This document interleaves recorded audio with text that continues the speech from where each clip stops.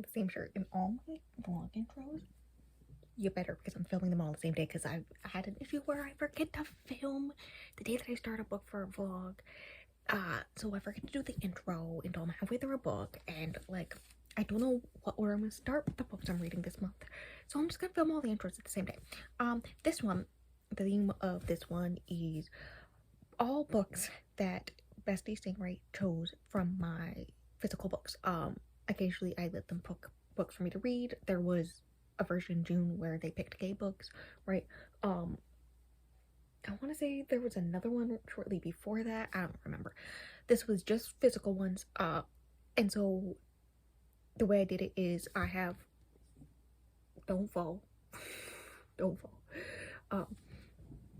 That bookshelf that they picked actually went from up on this top here, which was Alfie. That's where most of my, well, all the unread book of months are there, on that shelf. So expected that one of them would be book of the month, right? But they picked Alice Feeney right after I said I've read two by this author. I didn't like one of them by a lot, like I really hated it, rated 1.5 stars, and the other one I was okay with, and then they went pick that one. But what I remember, this one is like a locked room mystery, but like locked island. It's like a family reunion on this island, and then slowly people from the family start dying, and they can't get off this island because there's a high tide and whatnot. So there's no way to get off until the scheduled time to. And I've read a few locked door mystery thrillers in the past few months, and I haven't really liked any of them. So I'm scared. The only one I somewhat liked was the one that was also a K rapper. In the locked door mystery aspect was my least favorite part. So, you know, I like the office romance aspect, but not that. From my other bookshelf that's in the other room through that doorway, is 172 Hours on the Moon. This is a book that my other bestie, real life bestie who you can see initials, gave it to me Christmas of 2020. It's been on my shelves that long, and I'm finally gonna read it. Apparently, according to Stingray. This one, I don't remember if Bestie actually read it, and then gave it to me, or not, but she said it gave me her props. Me, and it makes sense. It's like got a competition, and then these a few teens, I don't know which, end up going to the moon that no one's been on for a long time, because of the competition, and then some spooky stuff starts happening. So I'm down to finally read this, right? I think the text size isn't like extremely small or anything too, so that one should be easy. And then the other one was from my book haul. I still have them in files because I have issues, and by that I mean I don't have enough space. So I shouldn't have been surprised that Stingray made me pick this one up, because when I got all the books and brought them to Bestie's house, because I was staying with Bestie at the time, I sent a picture of me with all the books, right? And they said, "Hey, that's Gone Girl." And I said, "Yeah, I haven't read it or watched the movie." And they said, "Oh, I loved it, and it was a good adaptation. You should. There's a good chance after we read it, we will watch it. So if it's early enough before this has to go up, I may make that part of my review." May just say a few words. It's a weird shaped mass market, but that's fine. I like mass markets. I own a lot of them. So, you know, not a big deal. What do I know about this one? This rich, popular girl, kind of, she's like very much a socialite vibes. I'm pretty sure the actress who plays her is Jane in the Joe Bright version of Pride and Prejudice. It's always back to Star Wars Pride and Prejudice. But basically she's married to Ben Affleck, and she goes missing, so people start asking questions. He's looking for her, and then I think she suddenly shows back up out of the blue after he starts moving on, and it's kind of this thing of like, which story do you believe, and all this stuff. And yeah, that's that. I don't know which one I'm gonna start with first. I don't know when I'm gonna read them. When I do, I will update you. Okay, it's right after 6 o'clock on Saturday. got 100 and I think 12, 13 pages into this bad boy. This is thickums. Like, I knew it was thickums because, like, I can see, but, like, she's thick. The audiobook is, like, over 19 hours. Yes, I'm dual reading it because it was taking a bit for me to get into it. I am definitely enjoying it more now that I have the audiobook, and also, like, around, once it got to the point where she was actually missing and things started to happen, I was getting into it, but, like, the first, like, 50, 60 pages was, like, just not that. I did like the aspect where, like, we get her diary entries from previous, and, like, the first chapter is talking about the first anniversary, and how much he hated it, and then the or one of the later chapters, was her POV the same day, and how much she loved it. Yeah. And, like, the comparison of how he views his wife versus how she writes her diary entries and whatnot. But it took a bit to get to the point where she's missing, which feels weird being as, like, that's, like, the whole thing, right? Like, in the grand scheme of things, it was, like, only 10% of the book. But it still took a bit too long for me. I think I started listening to the audiobook when I was, like, this is a weird angle. 30 pages in, 31? Right? It took me nearly an hour to get that far, because I wasn't feeling it. I'm like, come on. I'm also, like, 20% of the way through, if I can do math. So, good times. Look at this. I'm doing it. Also, did I mention that this was photo on Instagram? I asked, which, I took, like, a picture of all three of them. I'll put it up, on the Instagram, which one I should start today. And one person voted for 172 Hours on the Moon, which was very funny. But everyone else voted for this, including the fish themselves. So, you know, good times. Will I watch the movie after I read this and talk about it in this vlog? Maybe. I'll think about it. I did, remember that Amy is played by the actress who plays Jane in the 2005 Pride and Prejudice. Except me.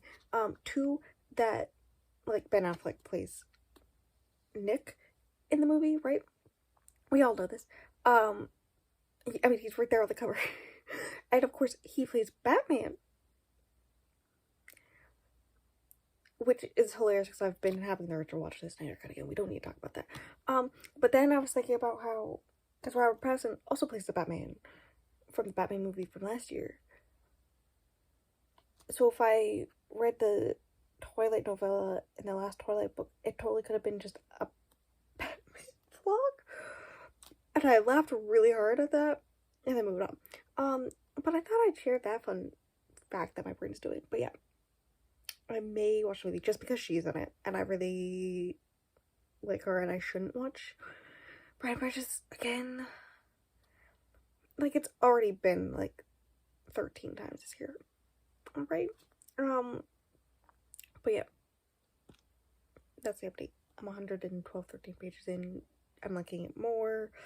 That things have started to happen. I do like the hints that, like, from Nick's point of view, like, him just, like, answering the police's questions or the in-laws' questions and be like, that's my 14th lie of the day. And you'd be like, what the fuck you lying about? And whatnot. And so, yeah.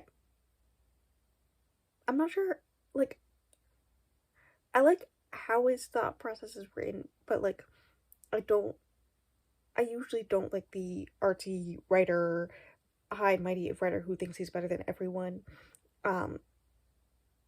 like, reading from their mentality. Like, she does it really well, but I don't like it generally, so that's gonna be interesting, especially since, like, Amy definitely feels like lesser than, in that aspect, because she, quote-unquote, only wrote quizzes, as, like, a person with a master's in psychology, like, obviously your wife's a fucking genius and hot, like, anyways, I'm gonna go.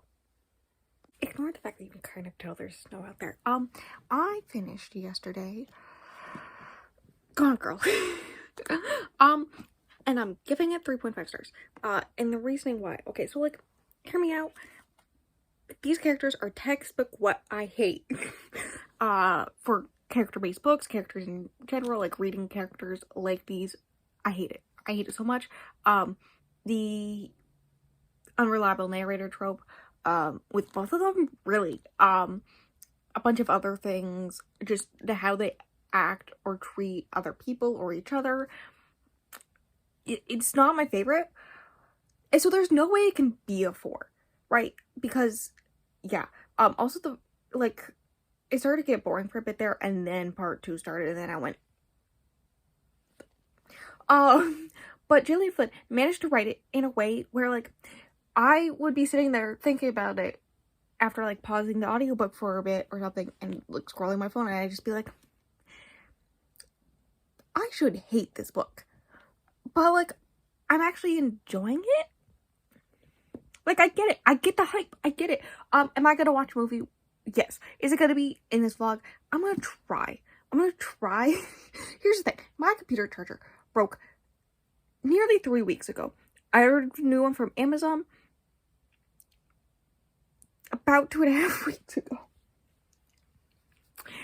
I finally got a refund. We're so happy. So I ordered another new one from Walmart. Cheaper. Same exact thing. Cheaper, but like free shipping, whatnot. And it says it's supposed to get here tomorrow, but tomorrow's Thanksgiving, so I don't think that's gonna happen. But as soon as that happens, I will watch it with Bestie, because that's the reason why. If it was just me, I just watch on my iPad, and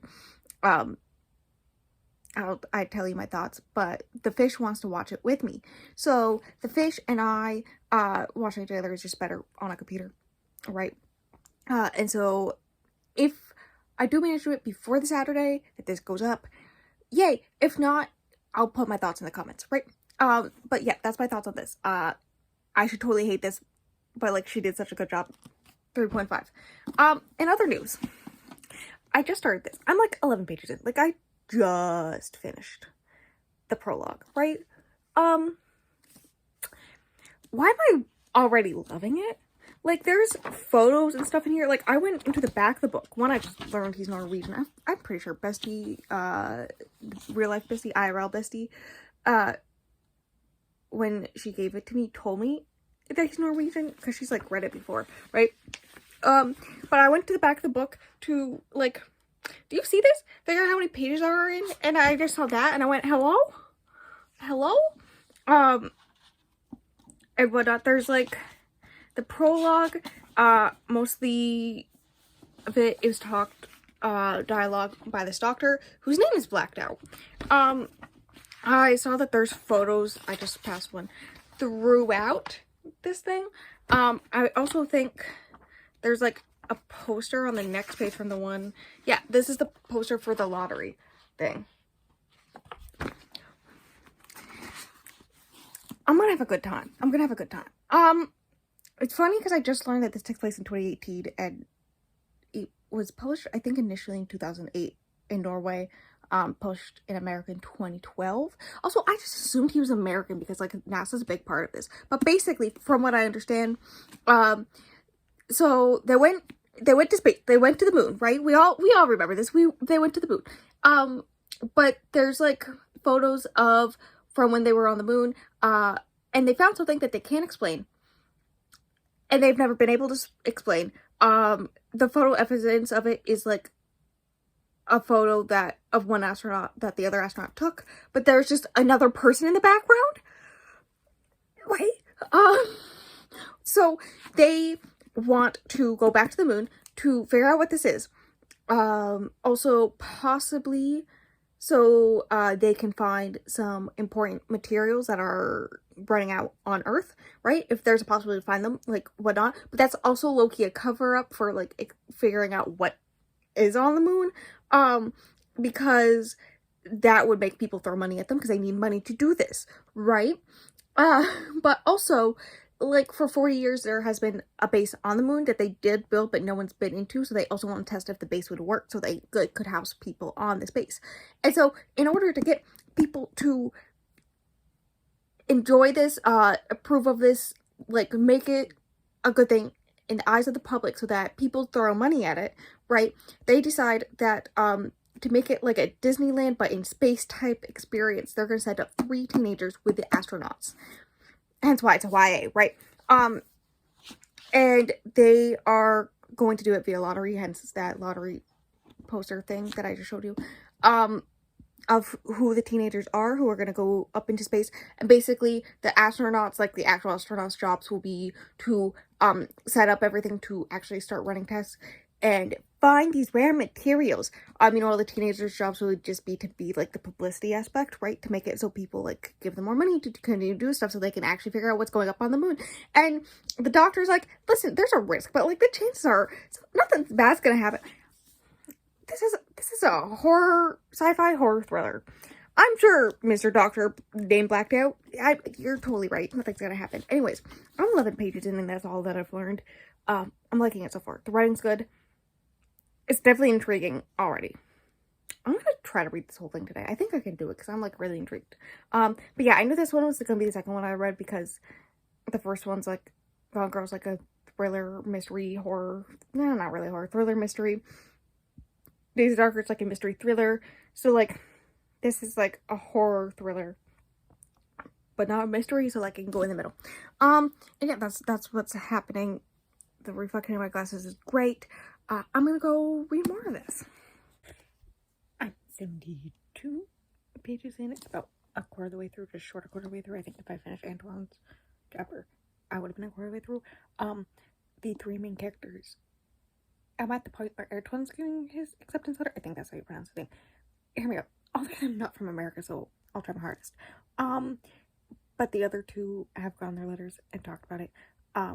There have also been one of the astronauts who is going to go into space, I assume, questioning whether or not the ship is even going to make it because they decided to base it off of the 60s and 70s type ships instead of making like a new one that works well. And he like in anger lightly kicked a side of it and like a section came off.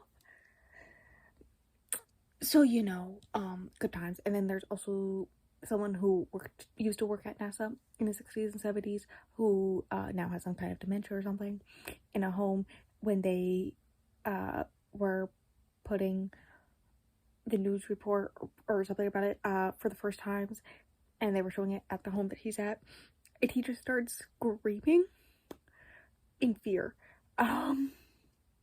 So good times. I'm gonna stop holding this so that I can look at the character's name so I can remember exactly. Mia is the one from Norway, right? I believe.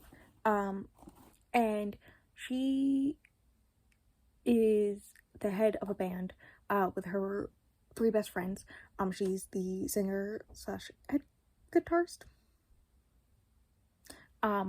Her parents, the book starts like the first people we see of the main characters are her POV, in which literally it's the first actual chapter, which her parents are like, hey, you should do this, and she's like, why would I? It has nothing to do with anything I want to do. Why would I do it? And then you learn that her parents signed her up without her permission, and then when the confirmation letter came in the mail, they opened it without her. And then her mother went into practice and all this stuff. And like the day that she learns that she signed up for it, when she didn't, was when a teacher was listing off all the people who had signed up for it in their class. And she's like, that seems kind of illegal, right? But also like the teacher starts listing off all these people. And she's like, I didn't sign up. The teacher's like, well, you did because they said you did. And so then she gets kicked out of the room because she starts arguing with the teacher.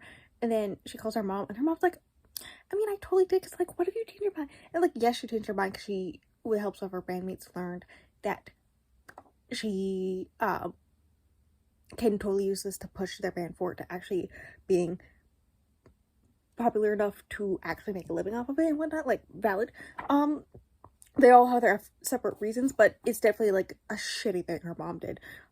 Specifically, the dad's just kind of there in the background, and doing all that, like, it's very questionable, and whatnot. It's like her mom's like crying because she's yelling at her for like being like, now you can go to space, and she's like, I told you dozens of times I didn't want to go, and then you ignored me and signed me up anyways, like, against my will, like, and then interrupted my life so that you could be so happy for me and then get upset when I'm not happy. Yeah. Midori is the one from Japan, in a village, town, few hours, I think it's like 2 hours outside of Tokyo. She has had troubles with being bullied for most of her adolescence, right? Until recently, she has started fighting back, becoming one into her own. She has made friends outside of school in the center of Tokyo. That has to do with fashion. I think she does make her own clothes. I'm not 100% sure on that. Based off of clothes she buys and whatnot. So the bullying has lessened, but she has decided that she needs to leave Japan as soon as possible, because that's the only way she's going to become anything that, like, I don't know how to explain it, but it's the only way she feels that she can be her true self, really. And so she decides the best place to do that is New York, and it just so happens that one of the, if you, like, get in, there's, like, a bunch of training stuff that you have to do for, like, multiple months, and then you go up, and they spend a whole week on the moon, so, like, the time to get to the moon, a week on the moon, the time to get back, and then a bunch of basically doing a tour around the world. Like, they go to Hong Kong and New York and LA and all these places to talk about their experiences and whatnot. They also have to, like, blog about it and do all this stuff, which makes sense because the whole entire reason why they're sending teens to space is for the kind of media aspect, so makes sense. But she's like, okay, well, the tour's ending in New York, I'm pretty sure is what she said, so, like, that's my perfect excuse to just, like, stay in New York, the end. And then Antoine's the one from Paris, France. He's 16. I think Midori's 14, maybe 15. I don't remember how old Mia is. But Antoine is his girlfriend, Simone, his first love, basically, you know, that first big teenage love, right? Just left him for another man, so he's very not having it, very down when he sees the ad, and realizes, hey, like, I've been thinking about how I just want to leave. I have to get as far away as possible, to get away from her and this life and, like, my family, who's all like, oh, we love Simone and all this stuff. And so he's like, well, it's further away than the moon. So he signs up and then he gets in. And I haven't gotten to the point where I read, like, I left off at the chapter where he gets the confirmation letter, right? But his was, like, all about the stats, right? Good times. So, you know, lovely. I do have to say, in the Midori chapter where she gets her letter, we do get some of the, like, you have to get your parents' permission. A representative calls you from NASA within a week. They ask, hey, you want to do this? You go, yes.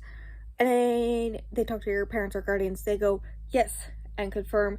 And then make sure that all the information is correct. And then another representative comes, and her parents start trying to, like, ask us questions of, like, what's gonna happen, all this stuff. And instead, he just, like, gives them hundreds of pages of paperwork to sign, and then just leaves. And it's just like, he didn't even leave his business card. You know, very questionable business type, you know? And yeah. Anyways, I told Bestie that I'm reading it, and she got very excited, and then said that she read it, I think, when she was 14. So, you know, I'm having a good time. It's definitely a fast read. So, there's that. I definitely finished it at 1 a.m. Love the lens flare. I got Stingray, the fish, to agree to read it, and then I was texting Bestie, who is the one that gave it to me. I think she said that she read it when she was 14, but I was texting her this morning, and I mentioned that I got the fish to agree to read it, and she was like, send it to them. So I may actually do that, being as it's originally her book, so, like, I wasn't gonna do it without her permission, right? But she said go for it. So, like, I didn't even ask. She just immediately was like, yeah, send it to them. So, good times. Because it, like, definitely gives Stingray vibes. I would like everyone to know, I had to use a nightlight last night. I was afraid of the dark. The part where Mia, with her reflection, literally freaking out, whenever Antoine and the captain were out on the moon, just living their best lives, and then they saw the figure, freaked the fuck out. The footprints, the not being able to trust if anyone is actually themselves or a doppelganger. That was a good time. Other things. Caitlin, I think that's her name, the female astronaut. Fucking dumbass. So dumb. The way she died, though, it's kind of hilarious because the way that it was written, it was like her legs were ripped off from under her, and I was like, because it's translated, so I was like, my brain automatically was like, it's translated, that's supposed to be out, it's fine, whatever, and automatically replaced it with out. But then it was like her face was something about her face being in surprise more than pain, and I was like, oh no, it was off. The ending, like, I was getting to the point around midnight. I had like 2 chapters left in part 2, and then I remembered that part 3 is like 3-4 chapters and called afterwards. So I assumed someone was gonna get off, return home, and then it was gonna be like the aftermath of like dealing with the NASA and American government after the fact and trying to figure out who survives and all this stuff. And then what happened, and I was like freaking out. I did cry. We don't need to talk about it. I'm trying to even remember what part made me cry. Oh, you know what it was? It was when, so there's like this code thing that Oleg wrote right before he dies, right? Because like he can't speak and because his body's dying, but he has like a day of lucidity enough, where he's lucid enough where he like remembers everything, and he's freaking out. He's trying to get people to help and whatnot, but the people at the home are just like, he's just an old man. And so like literally moments before he dies, he writes this code, and everyone's like, that's a little weird. And he's like one of the few people who knew what was gonna happen and whatnot. And then there's stuff with the computers on the moon saying the thing that is the code, and then there's like, they find it written on the surface of the moon. And then there was like, before they got to the point of even getting, like, the day before all of them left to start their training, they all had weird experiences, like planes crashing that weren't really there. And like weird ghost stories in bathrooms. And what was the other one? Oh, just like writing that magically appears on the back of a homeless man. That poor homeless man, oh my god. Justice for Oleg, that homeless man, and Xander. Thank you very much. But the way that those, I was like, what, how is this connected? And the moment when you figure out how it's connected, I just started crying because I was like, this is too much. This is too much. It was great. Good times. It takes, once they start of the point where they're on the moon, it really speeds up fast. Like almost instantly things start going wrong and everything starts going wrong. People start dying within hours of them landing on the moon, okay? Like, this isn't 172 hours on the moon. It's maybe 3 days total. And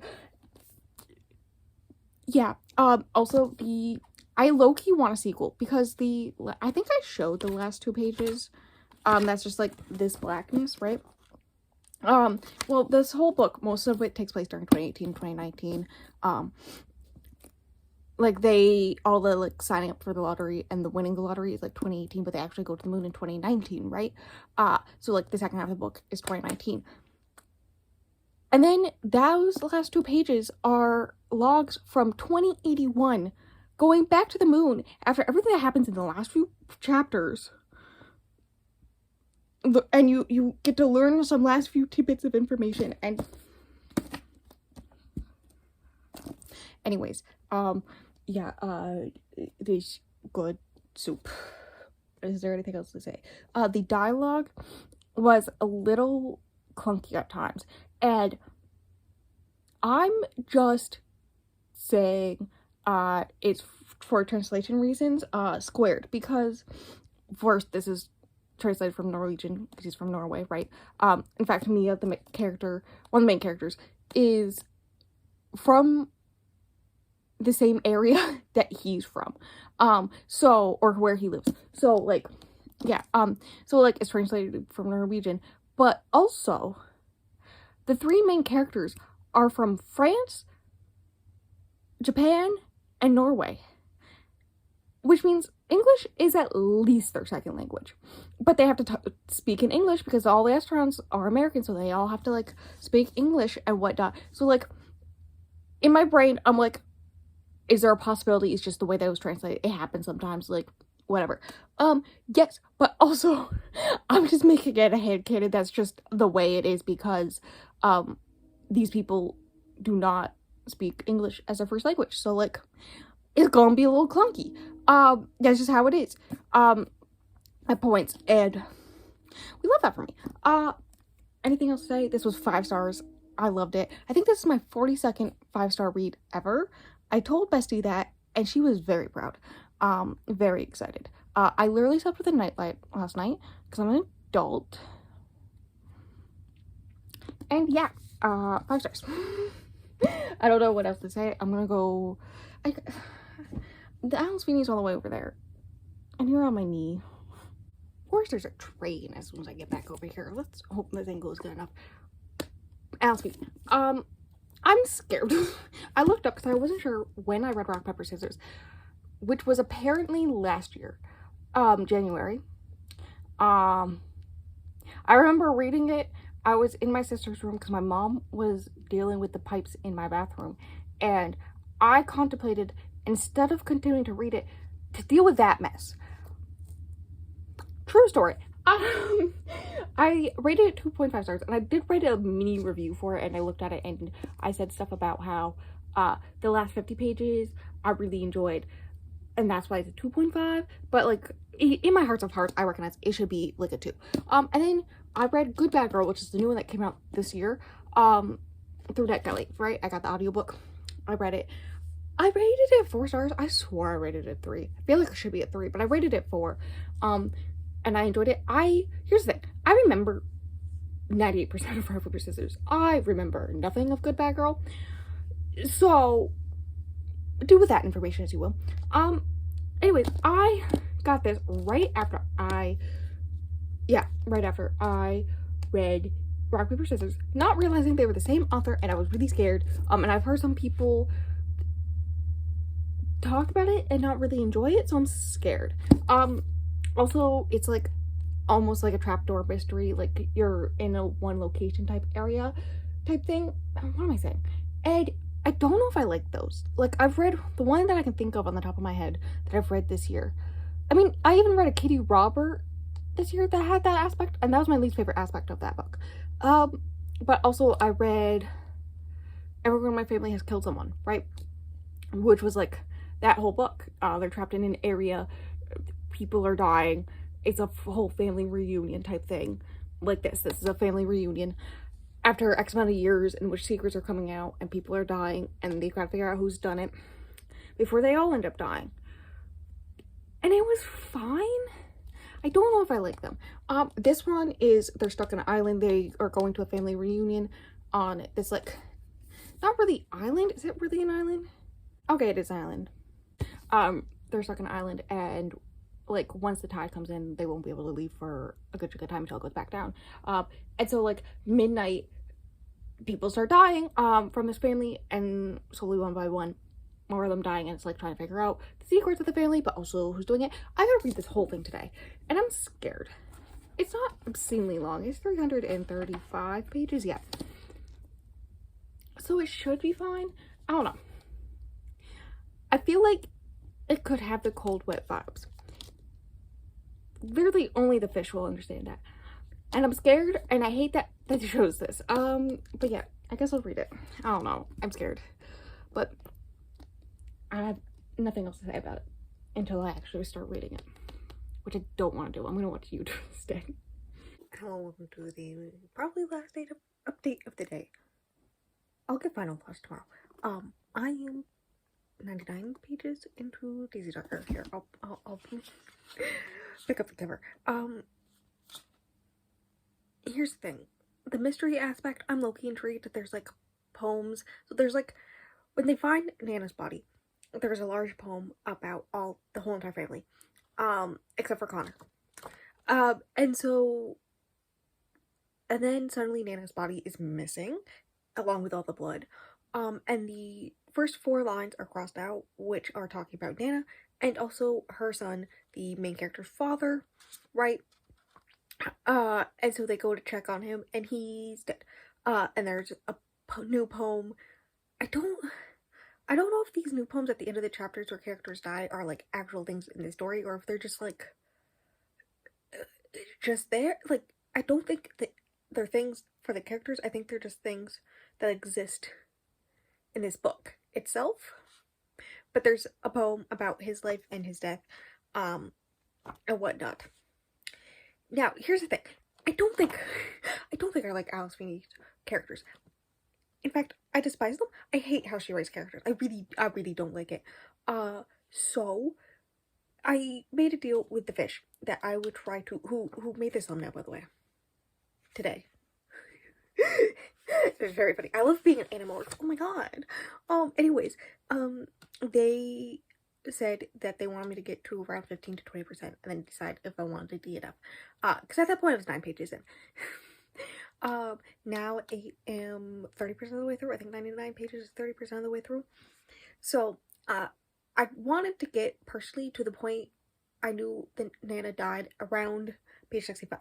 Because like when you read the synopsis, you know she dies at midnight, right? And there's timestamps at the beginning of each chapter, so I was like, okay, so I know this one's midnight, so she's dead. So I wanted to read to about page 100 because then I was like, okay, then that's plenty more of the book after the first death, so when things start happening, mystery-wise.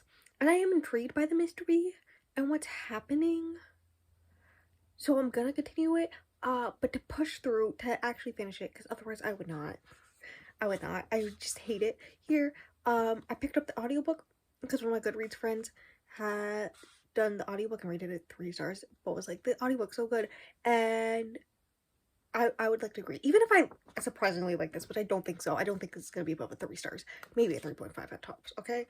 I probably will put this on the unhaul pile because if I ever read it again, I'd prefer the audio, right? And yeah. That's my thoughts and opinions at like 7:15 p.m. So I'm going to try to finish it tonight. I think I can. Like at 3.5 times speed and I have under 8 hours left. I can totally do that. That's under 2.5 hours, so I can totally do that. Easily. So I'm gonna do that, and have a good time. You know what's really funny? The way that the fish didn't put Daisy Darker on the thumbnail, because I was only a few chapters in, and I was very much mid / probably ending of it, and I rated it 4.5 stars. The ending. Basically, I do think picking up the audiobook was the way to go, okay? Like, the audiobook was spectacular. Really made it so that I just continued to read for the whole night until I finished it, which I think is in this book's benefit, really. I don't want to go into the story. Listen, do I hate the characters? Yes. And I have that issue with a lot of Alice Feeney's. I've read 3 Alice Feeney's now. But with the 2 others I've read as well, which I have lowered both of my ratings for those ones by half a star, which feels fitting. Like the way that Rock Paper Scissors was a 2.5, it's so wrong. It should be a 2. And I hate it when people say this, but it makes sense. I hate it when people are like, yeah, the characters are unlikable, but that's the point. You're supposed to hate them. That's the whole point, and all this stuff. I'm like, yeah, but I still. That doesn't negate that I don't like reading about these characters, right? No, this one is unlikable. They're unlikable for many reasons, especially the ending. # we love grandma. And the reason why I think it works for me is not only because the whole book has to like for the book to happen, they have to be horrible people, that they are in this. But I think the added benefit of, technically, this is a revenge story. And this isn't like your Reputation album revenge story.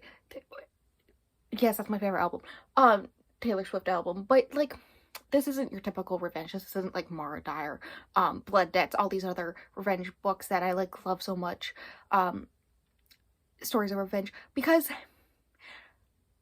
yes, it's a revenge, but it's also just so sad. And the whole time you're like, once you realize the thing and you're like, oh shit, um, and then you're like, oh, this is revenge. But like at that point, it's just either sad or melancholy because am I even using that word right? I don't think so. But like because us as the reader and as the other characters who are alive at this point recognize technically it's too late. It's way too late. It's been decades. Also, hear me out. There were many signs beforehand in which this could have been stopped along the way, and whatnot. But it never happened because no one cared.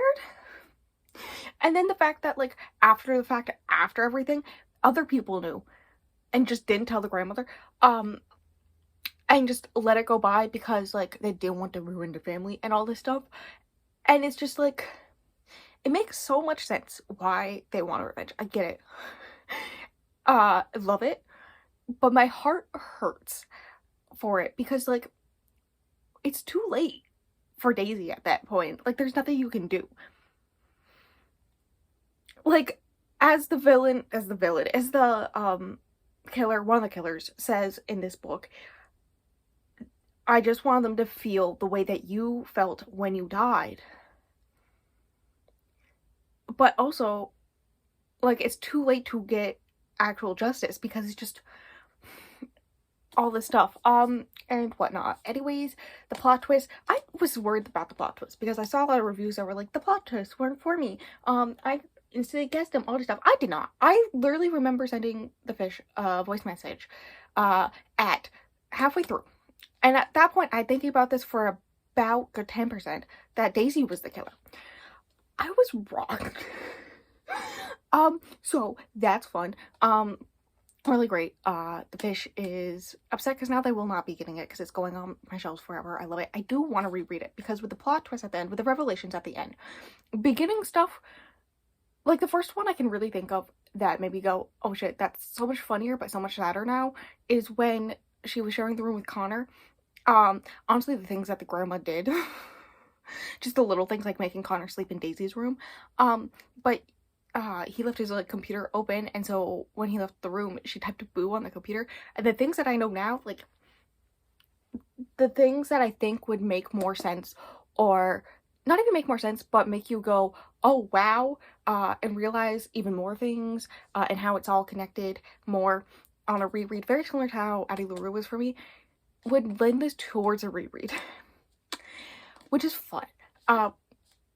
Anyways, I love this. Right? I gave it 4.5 stars. The only reason it wasn't a 5 is because the first about 25%, 80-ish pages, was a bit slow getting into it. I wasn't sure I was gonna like it. I was pretty sure once I reached page 100 I was gonna DNF it type thing. But I decided to push a little further, and then by that point I was like really interested in what was happening. And then at that point I was over halfway through, and then by that point I was like, well, I'm enjoying it, might as well finish it. It'll probably be a 3.5 or 4, and then the reveals happened, so, you know. Here's the thing, I do think I really like Alice Feeney's reveals. I think those are what always get me in the end, but I think this reveal impacts the whole entire book more. Like, it makes sense, to me, and just the feelings it gives me, okay? Anyways, the moral of the story is the fish can, like, pick books for me. We already do this, okay? But the closing part, I'm gonna go through all of these, and final thoughts. Gone Girl. A book that, on paper, should not be something I enjoy.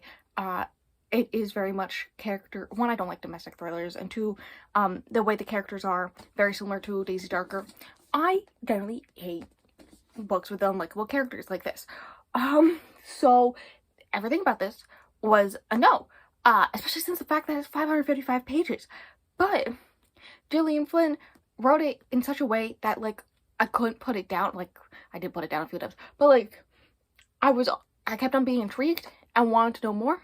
I think my biggest issue is the ending. The ending is very much a letdown. It just feels very sudden, and whatnot. We'll watch the movie as soon as my new charger comes in with the fish. We have agreed to do a podcast episode. I don't know when it's gonna go up. It's very much gonna be like if we cancel an episode or I decide not to read an erotica. That's happened before. Decide to DNF an erotica, so then that will be plugged in as an episode about the movie. So keep your eye out for that. And otherwise, I will put any basic thoughts in the comments. I'll probably like pin it or something so you can see any thoughts about the movie, which I know has the actress who plays Amy in this plays Jane in Pride and Prejudice 2005. Fun fact. Yeah, good times. 172 hours on the moon, 5 stars. I love this. I still slept for the night late last night at like 2 in the morning. It was good. It was great. I loved it. I am officially shipping to the fish. Hilariously, bestie, because like she read this when she was a teenager, right? Preteen, age. So she's had it for a while. So she put her initials on the inside, as you do with like books when you're like younger. I think a lot of my Heroes of Olympus